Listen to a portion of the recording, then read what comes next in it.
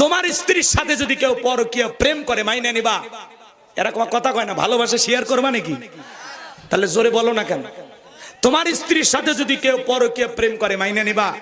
তোমার বোনের সাথে, মায়ের সাথে, খালার সাথে, ফুপুর সাথে মানবা না তো?